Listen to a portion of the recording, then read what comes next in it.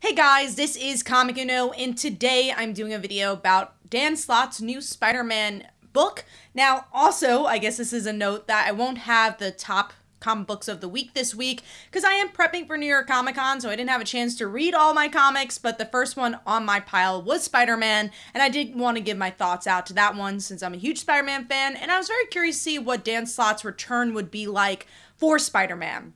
So with this issue, we get a continuation of the prelude that we've been getting with Edge of Spider-Verse. So knowing that we had these Edge of Spider-Verse books, we knew that Dan Slott was going to pick up the pieces from those two previous arcs that we've seen from him, which was Spider-Verse, which became very popular because of the movies, and also was just a big Spider-Man arc. So, my thoughts of Dan Slott's coming back, again, I loved how he was able to do a lot of gutsy moves in Spider-Man that I feel like we haven't seen in a while. Even though, some people didn't love Superior Spider-Man, I do feel like at least it was something different and did something new with the character.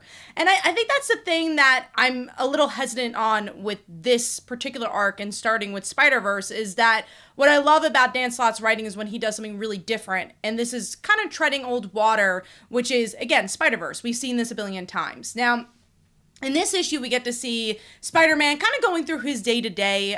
We get a bit of a tie-in to the Amazing Spider-Man showing that they're in the same universe, and that tie-in being that Norman Osborn and Peter are working together. We get, your run-of-the-mill Spider-Man saving somebody scene, and then we start getting into the meat of the story, which is the Spider People coming to team up with Spider-Man, like Miles and Spider-Woman, but then Morlun returns, and he is the big bad of Spider-Verse, and now we get to see the Spider People are turning into these spider-like creatures and going up against Peter. And Spider-Woman has totally disappeared. She's not connected to the web of life anymore. So in that regard, I'm glad that we're getting to see some more mythology building. I'm like, oh, okay, that's interesting. That's something a little different from Spider-Verse. But again, I don't know if it completely convinces me that this is like, oh, we need a second Spider-Man book. And again, what new stories does Dan Slott have to tell? So I'm curious to see maybe after this arc,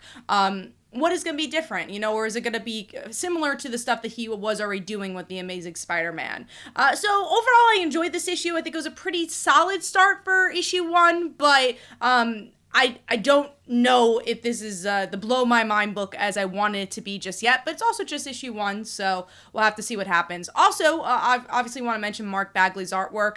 It's so classic and so nice to see, and I think it works really well with Dan Slott's writing, and yeah, overall really love the art, and you could just see, how great he is as a Spider-Man artist, from just the Peter Parker facial expressions to the more classic Spider-Man action.